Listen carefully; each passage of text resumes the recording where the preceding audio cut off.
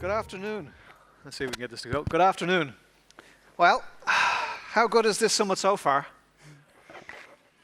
That's it. Yeah, that's all right.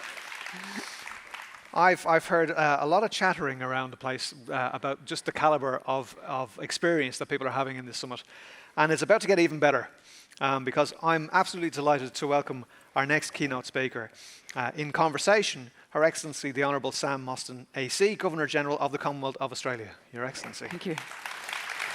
Nice to be here. Ms Mostyn was sworn in as Australia's 28th Governor-General on the 1st of July 2024. She's had a bit on since that swearing in, but as a businessman, it's the Irish teeth. It's just that they trip over all these syllables. As a businesswoman and community leader, Her Excellency is known for her exceptional service to the Australian community. A distinguished leader and advocate for equity, sustainability and social inclusion and progress. The Governor-General brings a wealth of experience across business, government and the not-for-profit sectors.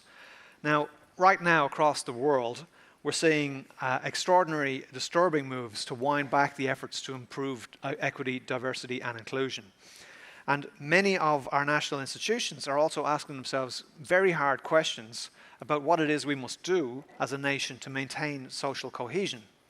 And that's why I'm particularly looking forward to this conversation with Her Excellency on leadership, on national priorities, on the role of universities in shaping Australia's future. Now, we are extremely fortunate to have time with you today, Your Excellency, and this is the first time we've had a Governor-General attend at a UA summit. It's also the first opportunity I think that many people in the audience will have to actually just ask questions of the Governor-General. So don't be shy. We are going to do moderated questions. But to set the scene, we're just going to wander through a few pieces. And I'll start with where I intimated in that introduction. Since July, 8 months into the role, the second half of 2024 must have gone by in a heartbeat with everything that was on. So are you feeling settled? And how does your approach as a modern Governor-General shape what you do?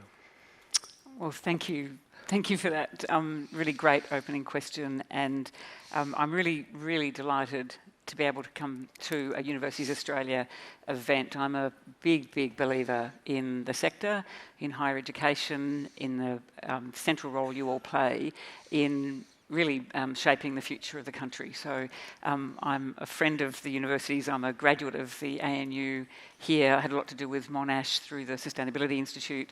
I travel at the moment. A lot of my visits involve universities. I was at QUT yesterday. I was at RMIT a few weeks ago. I visit universities as part of the program. So you matter very much to me in the Office of Governor-General. And as you know, my guardrails for my job, and I guess for today's conversation, is that I have no politics, I have no policies, I have no money to dispense, but I have many other superpowers that the Governor-General's office and Governors-General for me have always enjoyed. And in large part that's to do with convening, in observing, as former Governors-General have said, in reflecting the light and shade of the country back to the country, to simply showing up in parts of the country that perhaps Governors-General haven't been, and to pay attention to what's going on, and using the unique opportunities I have to spend time with senior ministers because of the way I'm appointed, to pass on observations and insights in sort of an advice and counsel way back to those that do have policies and the ability to invest. So I'm very clear about the guardrails with this job, and I said when I started I was taking off a number of hats I'd had for decades to put on the role of the Governor-General with a great deal of respect to the 4 C's of the Governor-General. And I use this for whatever the audience is, but it's just good to remember what it is that I get to do. The first big one is constitutional, so I carry the Constitution with me. I suspect none of you do. But as good higher education experts, maybe you should, or show that your students and anyone you meet that we have a constitutional framework and it matters. So many of my functions are constitutional, many are ceremonial, and I can talk about those. Many are about being in the community and doing that reflection of light and shade back where I can. And then importantly and surprisingly, I am also the Commander-in-Chief of the Australian Defence Force, which brings a series of roles, particularly advocacy and support for the modern Defence Force as part of what I do. That last role somewhat confounds my father, who served in the Australian Army for 40 years, retired as a colonel. I don't think he ever expected that one of his daughters would end up Commander-in-Chief. So we have interesting discussions about what modernity means for Defence Force too. So the 4 Cs really circumscribe the role, and it's a way of coming to your question about what I've been doing, because sometimes it feels like time is moving very slowly because I get to do such extraordinary things and visits that in those moments I'm able to observe and see things that have profound impact on me and my ability to share those experiences. And then sometimes it feels like I'm in a vortex and time is running very, very fast. So we've come to almost 8 months in my program very quickly. Yep. And I didn't expect to be here at this point, but I'm feeling, to answer your first question, I'm feeling very settled, and I can see what the role now entails.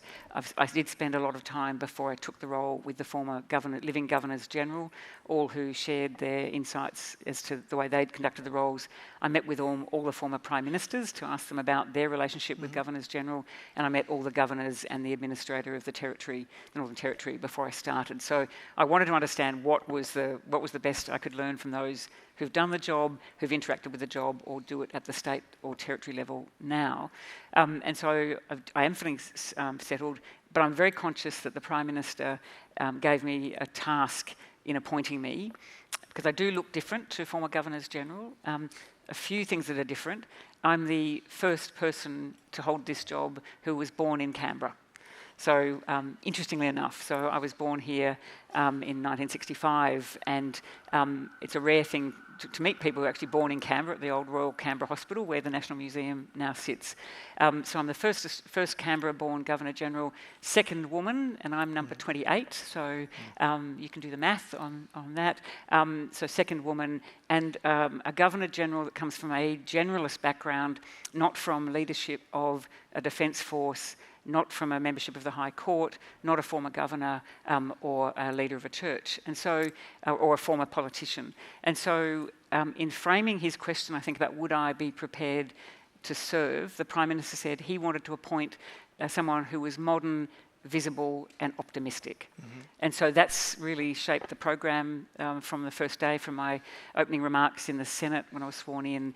That drives the program. That's why I'm here at your conference, and I'm happy to talk about what modernity and visibility and optimism mean. But that sort of gives you a sense as to what I think my job is to do, and what I was asked to do, and what the project is how do you modernise the Office of Governor-General, remain optimistic and visible, and why? Why bother to do any of that in 2025? Well, there's probably 2 parts to that, isn't it? There's the checklist of things that a Governor-General needs to do, and you've met the King, you're going to dissolve Parliament. There are many things that you'll do which will be the standard pieces, but that modernisation piece, and goes back to your opening remarks about when you took on the role, around care and kindness and respect, and bringing those attributes into the role and into, I guess, governing in Australia. Can you talk a little bit about that, about those essential qualities that need to manifest in Australian society and through our leaders? Yeah, thank you. Because there was a direct link between, I think, the modernity and optimism and care and kindness and respect.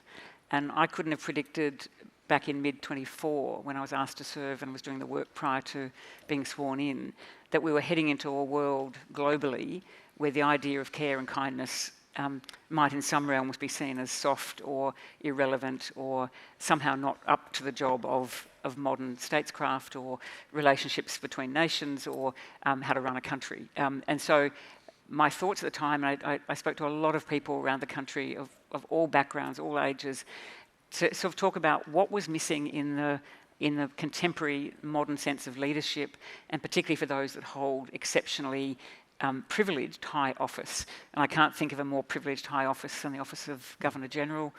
I don't have to seek reappointment. I'm appointed for a very long term, 5 years, in a country that's changing governments every 3 years, or asking governments to go to the public every 3 years, to have a 5-year term without seeking a reappointment, and with a freedom to do the job as circumscribed by both the Constitution and the parameters I've set for myself. That's an incredible privilege. And so, having spoken to lots of people right around the country, it became clear to me that what people want is they want leaders that care. And they want leaders that are kind and show respect. And so, as I thought about constructing a strategy and a program for my first 100 days, I linked that to modernity and visibility and optimism. And it became quite clear to me that the work I'd done before being asked to do this job involved a lot of discussion about who are we caring about across the Australian community and across the world, particularly in a post-COVID world. So I'd done quite a bit of work on women's economic equality and on the valuation of care as the backbone or the muscle that every country has to exercise in order to function. And of course, coming through COVID, we learnt that we hadn't been paying attention to those that provided the care that was getting us always through, not just in COVID. So I guess I started with this notion of care being who's doing the care, in any society, but particularly in Australia. And that takes you to a conversation about what do we care and what do we pay for? What do we take for granted in caring? And that caring is not soft. And so I had a view long before taking on this role that actually when you're accountable for caring or care about care, you are asking for care to show up and be accountable and measurable. It's not a soft option. It's not it might sound like a soft word, but it's a fundamental set of behaviours and traits that I hold myself to account about caring in this role. And I know where I've seen care exercised at its very best. It shows up, it's accountable, measurable, and it shows up all the time. It's not just care in certain moments. And so what I learnt from people around the country who looked at my office and senior leadership positions around the country was, we don't think people are paying enough attention and caring about us, about the fundamentals that we care about as a society. Or if they do, they're not showing it in the way that says they get how a community is operating, particularly post-COVID. And so care just emerged for me as the most logical, natural thing to shape my entire term around. And it takes me into very difficult topics, really hard discussions, back to the who cares, who do we pay to care, how do we care for those that care, how do we care for country, how do we care for First Nations people in this country, how do we show up and care for the things that will define our civics and our institutions, and do we actually care about the way we'll conduct ourselves in the process of difficult discussions, whether that's in our local neighbourhoods, in our workplaces, across our states and territories in our country, or across the world. And so care for me became the whole structure for saying a country that can care on all those levels will have a set of advantages that actually is about a backbone and a set of muscles we're constantly exercising that ultimately pays enormously back in building a great, strong society. It builds social capital, and that we're all involved in that project of care. And I spent a lot of time in many audiences moving into the care for civics and institutions. Universities are a part of, for me, the institutional framework of the country, and care for the way in which we discuss and debate the tough issues of our time. And we're seeing that when we talk about social cohesion or the breakdown of social fabric. I think it's a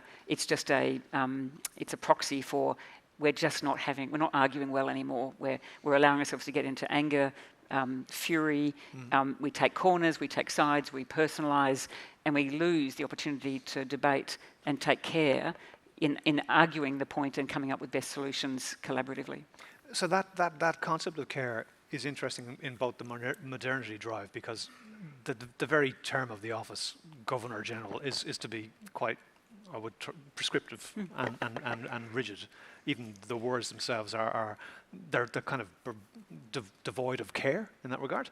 But in society, the care factor seems to be diminishing at an alarming rate. And I wonder, as 8 months in, you're engaging with all aspects of society. Where does it sit with youth? Because if we're going to have a civil society, there has to be a higher care factor for the future at a youth level. And that's not manifest in the students that we see coming through the doors as well, because we work very hard to try and educate them about their role in a civil society. So it's a very leading question. Do you perceive a deficit in that space? So I think talking about young people is a pathway to thinking about what would be our great successes, and you see that in your universities, depending on what the definition of young is.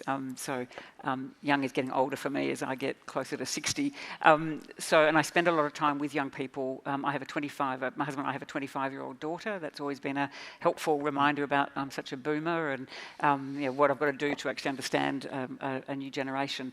And I spend a lot of time with young people. We have 25,000 students from senior primary into high school come through Government House every year on the schools program. And if I'm in Canberra and at Government House, I'll race down and just spend 10, 15 minutes with all of those school groups, because they give me an insight into what's really happening and how they think about the world.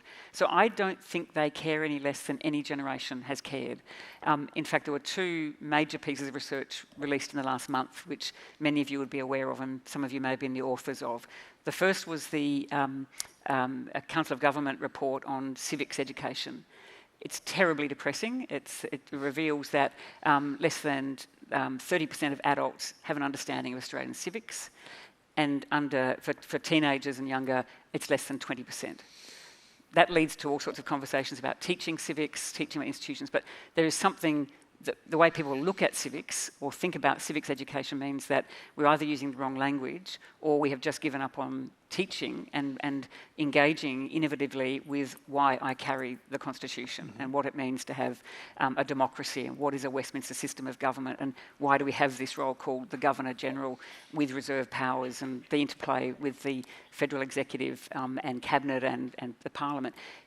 If we don't pay attention to that, that is a chronic problem. So I think that's about finding ways to educate and elevate, which is why I think the Prime Minister asked me to be visible. So a visible Governor-General talking about caring for civics and institutions might be a kind of easy way to lift a bit of that profile. But I'm under no illusion that I can change those numbers.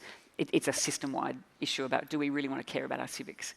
Because if we do care about it, then we've got to invest. And one of the things I worry about that young people tell me is there's lots of misnomers. So when I talk about one of our greatest strengths is compulsory voting and an independent electoral commission, I get a lot of young people saying, yeah, I'd rather not have compulsory voting because I think it's a breach of freedom of speech. Now, for me, there's a fundamental gap in the understanding of why we have a compulsory system. And I have to remind people that it's not a compulsory voting system. No one follows you into the voting booth and tells you to vote. You can do what you want with that piece of paper, but we have a compulsory civic duty to show up on polling day and be a citizen in a process to elect our representatives. And so when you start talking to young people about showing up as citizens and having a say in the way the country's going, and you have a primary role to do that, and the countries that don't have that compulsion to show up have all sorts of other things going on in their systems, and we don't need to look too far to see how quickly you end up with popular type politics or countries that give up on bringing your whole nation together. So so civics is really, I find that a really fascinating topic and maybe one for universities to reflect on. The second is a piece of research done by Western Sydney University, which was to run, I think it was an AI system over the words in the last 5 years of speeches, essays written by students who participate in the What Matters to Me in the Future essay competition. And so that AI was run over the 2019 to 2024 essay competitions and the words that emerged actually, and it's a fantastic report that tells you exactly what young people in this country care about. The language they use is different, the things they talk about is different, but essentially they deeply care about the future. And a few insights, they feel that often they are blamed for the problems that they deal with that were actually visited upon them by my generation. So they felt that it's their problem they can't find a home or a job or can't get a mortgage or have mental health crises. They say that's landing on us, that we don't have adults actually accepting that maybe that was policy set in place by others.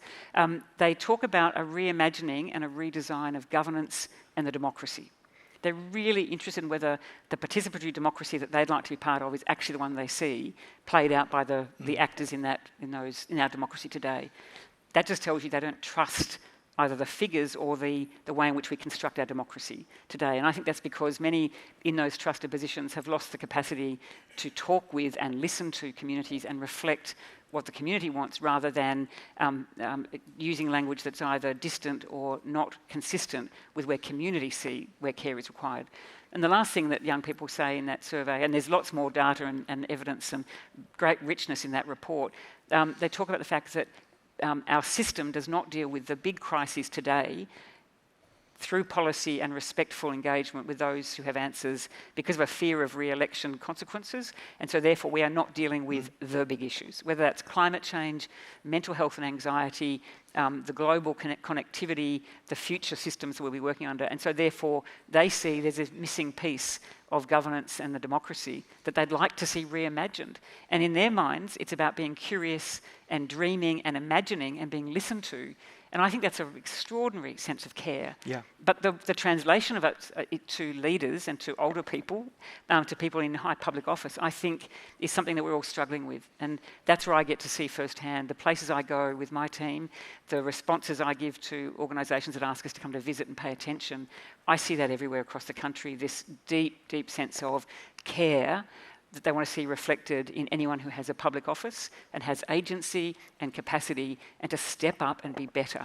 And to do that with a degree of care and honesty and good values, and not always with a sense of that I'm right, always with a sense of curiosity and humility, and asking what do I not know and who's not at my table that I need to have in order to make better decisions, whether that's policy or engagement. So, sorry, long answer, but that's what I'm finding wherever I go with young people. I think they're a great asset for us if we could just, for those of us that are not as young, actually reflect on what it is they're telling us. And they're quite clear about the fact that the system fails many of them, but that there is a path through if we focused on care in all of its aspects. It's about our caring about their cares, right? Yeah, ultimately. caring about what they care about. Yeah. And I think that's a message that's come through in the summit about universities and social license. That is not a university-centric perspective of the world. It should be a global perspective that universities are able to actually assimilate in, reflect on, and then reflect back about what they're going to do to make things better. Yeah, and just your point about the name. I mean, I know why people criticise my appointment, because when the term is Governor General, and the word general is there, and it's constitutional, and the history of this role is that often people who have been generals have been the people holding this job and have done magnificent jobs. My predecessors, I think, have all done magnificent jobs, because when you're in this job, you hold the consequence and the responsibility of being Governor General, and none of my predecessors have not had that. I can't believe any of them haven't had the same feeling I have of responsibility. And I think what I now have is, when I'm asked to see that through the eyes of modernity and visibility and optimism, part of my job is to remind people that there's nothing here that says it has to be someone who had a military background or had been a governor elsewhere. What this job calls for is someone who can, in a modern sense, has enough general skills and understanding to bring together the things that this job uniquely gets to see and reflect that back to those that need to hear it. That's the light and shade story that all former Governors General have spoken about. Sir William Dean talked about this being an act of compassion. Many Governors General talk about the ultimate job here being to reflect those in the community that have no agency and to ensure that they have agency through the office to help inform others. These are all acts of care. But I think that the modern Governor General, from what I now see of the job, does need diversity in their career, does need to be able to tap into things and look further afield than perhaps the name suggests, but also really understand that I am the Commander-in-Chief of the Defence Force, and that doesn't come without its own responsibilities. And I think I was very fortunate. Maybe it was in the Prime Minister's thoughts when he asked me. I was raised in an army family. My dad was in the army 40 years, and so we were brought up in a service family. And so I saw what it meant to be serving your country as my dad, and my mum serving the army by raising the children and moving us. I saw what it meant to be an army family. I saw all those things closely with a great deal of respect for those that serve. And now that I get to see that through the Defence Force, that I get to see a lot of and know do an extraordinary job as a modern Defence Force, I feel like you've got to have that concern and compassion for parts of our system that this job does represent. And none of those things are inconsistent. And when I speak to the Defence Chiefs now, they talk about the fact that the thing that they've got at the centre of their concerns as leaders is care. Care for the people who actually take on the responsibility of joining the Defence Force and are prepared to do that on our behalf. So care is turning up for me in all sorts of environments where I think that word was probably seen as a soft, albeit maybe a feminine word, actually at the core of a sense of responsibility and respect back to the Australian community. It's a great point. We're rapidly running out of time, and I don't have my binoculars with me, so I'm just going to see what that's... Can you read what that says? There's lots of them. Will we see a time where Aboriginal and Torres Strait Islander people are included in the constitution you carry around? So I care very deeply about First Nations peoples. I was fortunate in my career to spend a lot of time.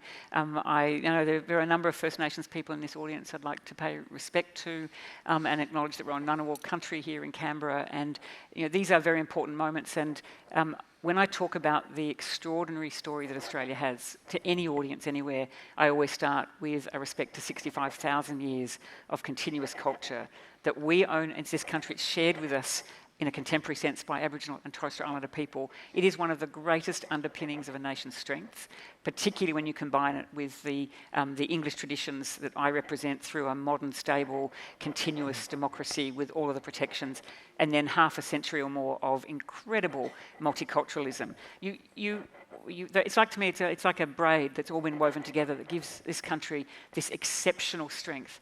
Now, whether we can ever get to a point where the public is prepared to acknowledge Aboriginal and First Nations people in our constitution is, of course, a matter for the Australian public, and we know how notoriously difficult referendums are in this country, and I can no longer, in my role, comment on those processes other than to say these are matters that are always in the hands of the Australian public. That is what referenda is set up to do.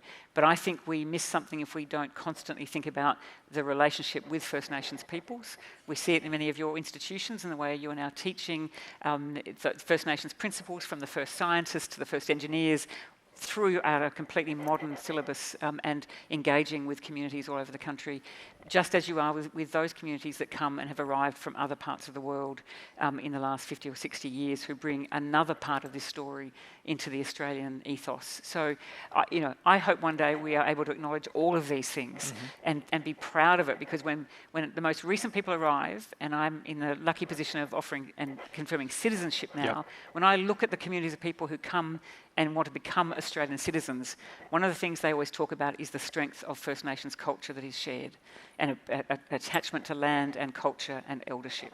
And they see that reflected in their own cultures, and then this braiding happens again with this modern, stable, democratic set of principles, institutions like all of yours, something that almost no other country in the world can claim today. So I guess I've answered the question about what I think, what would a great, stable country do? It would celebrate all of this and do it with care, kindness and respect. And on that note, Your Excellency, thank you so much. I wish we had another hour for this, because it's been a great conversation. Please, thank you. Thank you.